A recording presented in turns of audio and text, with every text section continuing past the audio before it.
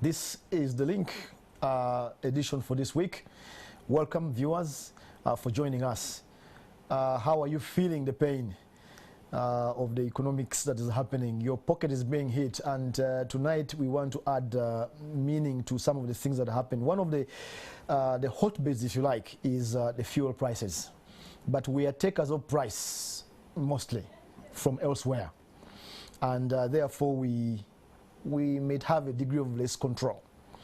But we want to make sense of what's happening so that we can be helped in our decisions. This segment is brought to you by Standard Chartered Bank, bankrolling us to give you information you can use. My guest tonight is Mr. Tom Ayebare, who is the Manager, Economic and Financial Analysis, Petroleum Authority of Uganda. Tom, welcome. Thank you very much, Sama. Now, oil prices are skyrocketing. I hate those words, but now I have to apply it. Please help us appreciate how the world crude oil prices interact with our final pump price. How do we walk from global oil price to our final pump price now about 6,000 something? Yeah, so some of us will thank you. It's a very interesting question. And I think viewers need to understand that when you're transitioning from crude oil to refined petroleum products, it is an industrial process of refinement. Yes. So, and it's on a global scale. So the supply chains are all global. Yeah. But what you tend to see in terms of the pump price, if we can run through the build-up, typically the cost of the crude makes up between 30 to 50% of your pump price. The final one. Yes.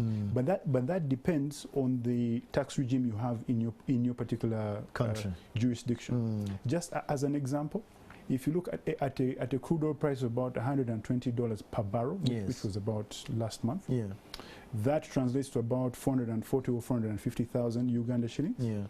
In a barrel, there are 159 liters. Okay. So that means every liter of crude oil is around 2,800, 2,900 shillings, right?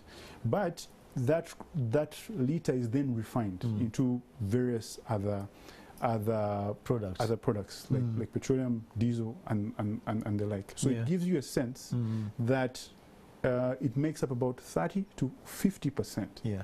Now, some of the other aspects, the big ones for Uganda, are the logistics. Yes, transport. To actually get it here, because remember, we have to source it from the international market, get it to the coast, from the coast to a pipe to Eldoret, from Eldoret on a truck to Kampala, from Kampala to the various fuel stations. So it is a logistical circus, I would like to say, but the companies that do it, they do it very well. Okay. There's another one to do with taxes, which is also very big. Then there is the margin that the companies actually make off their profit. Yes. Yes. So those are the interactions, and when you're on the international scene, there are so many other aspects. There's a lot of speculation. There is a lot of trading on a daily basis, but also a lot of trading on a future basis. So there's a lot of crude that has been sold for next month, for the other month, for even 5 years forward. It has already been sold today. Okay. So the prices are constantly changing. Yes. Okay. The moment world prices go up, we notice that our pump price guys take the prices up. True. Now when it comes down like from 120, now it's about 101, 102. We see nothing happening here almost. How is that? Yeah, that's very true, Solomon. Sorry, Samuel. It's all right. They sound the same, the names. Yes. And it's an economic phenomenon, right? In particular markets where the sources or the companies that provide that good are few, and the substitutes for that good are also very few. That's true. For example, even if fuel shot up to a certain price, you still have to drive.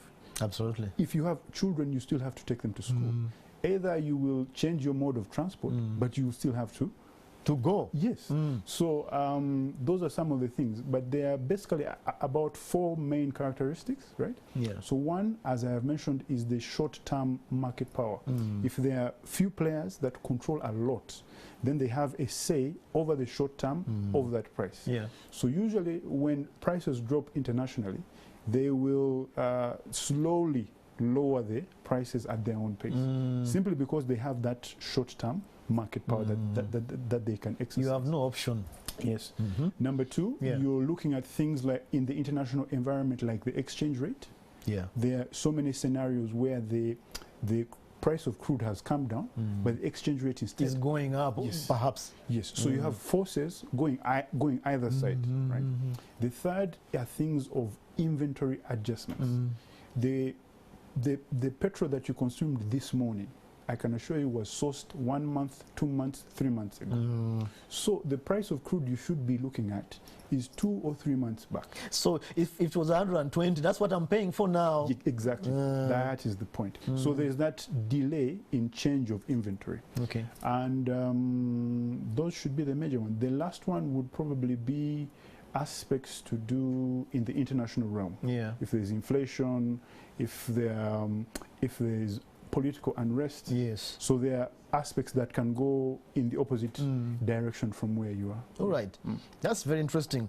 So we noticed that the world prices now are around 100 barrels. Yeah. 100 from 120 when Russia began fighting with Ukraine. And realistically, the way you look at things now, what are the realistic expectations for us to have prices come down at all, if at all? That's the thing that's killing us. Everybody's saying, will it ever come down? Yeah, and I understand what all Ugandans are thinking. I myself am a Ugandan, and we are all feeling it. Yeah. We all have family who are feeling it. But Solomon, there's no easy way to give realistic news. Yeah. The truth of the matter is, many of the things that are causing the prices to be high are not under our control. The war in Russia and Ukraine, COVID-19 that disrupted most of the investment in the sector, and various other aspects. So even with the reductions, we will feel it. But what maybe to add to that, there are many countries around the world that are now imposing policies to control the amount of money in circulation. So we are definitely... Even Uganda is doing that. Yes. So we're definitely transitioning into a bit of an economic slowdown. So the expectation is that prices will reduce, but it will take a bit of time.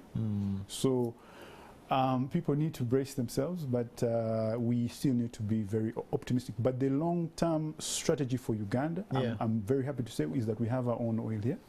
We are in advanced stages in trying to develop our refinery, which will help us ensure that we do not suffer as we have suffered. It was a question I was going to ask as an extra question. Paint for us a picture. We have our own oil, and I was sitting on a border, and the guy said, they're telling us when our oil comes, we shall not suffer. What does that actually mean? Break down the translation. What will change? Sorry, Samuel. Yes. I think the example I can give you is, there's a song in Uganda where it's talking about someone is tired of renting. Yes. Right?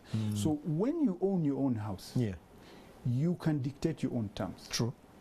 But when you're in someone else's house, they will tell you, I expect you to pay me 3 months in advance. I even expect you to pay me in dollars. And you can't argue. Yes.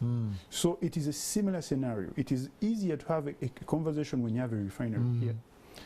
And especially if that refinery is serving the local and regional market. Right. And it will enjoy competitiveness simply because it will be buying crude at the price we will be selling it to the international market. Yes.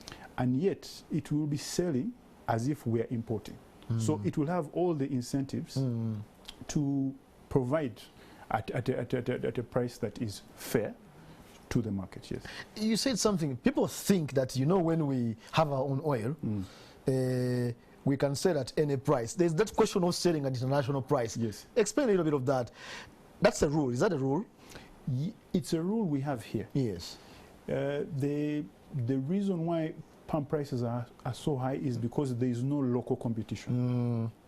For example, if we had rice, and we're only importing rice, but we're not growing any rice, then that means you are purely price takers. So it's the same thing with the oil. Yeah. The fact that we are going to have oil here and refine it, that will then compete with that is being imported.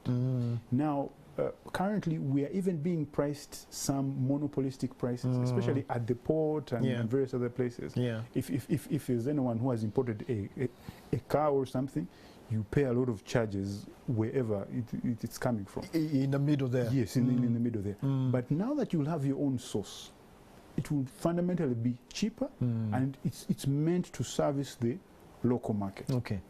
Yeah. So finally, it doesn't seem as if then, as the EACOP oil pipeline ends, until we have the refinery, we may not harness those advantages. So the refinery is what really makes the difference.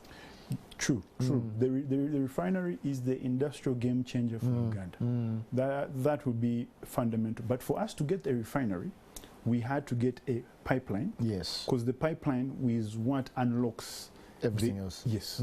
So it's a process, and not many people appreciate why we are building a pipeline, but it is fundamental to us building the refinery. All right. Yes. Thank you very much, Mr. Tom Ayebare, Manager Economic and Financial Analysis for Petroleum Authority of Uganda. Viewers, you are wondering, the leaders tell you, international oil prices. None of us are leaders, but I brought the technical person to, connect those dots. I hope that you get you get how things connect with each other.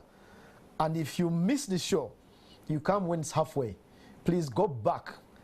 We shall put it up online so that you can understand how things work. Sometimes when you know how things work, then you have relief, first of all, psychologically, and also you know what to do to kind of like hedge yourself. This show was brought to you by Standard Chartered Bank, and we thank them very much. That was the link. Thank you for joining us tonight.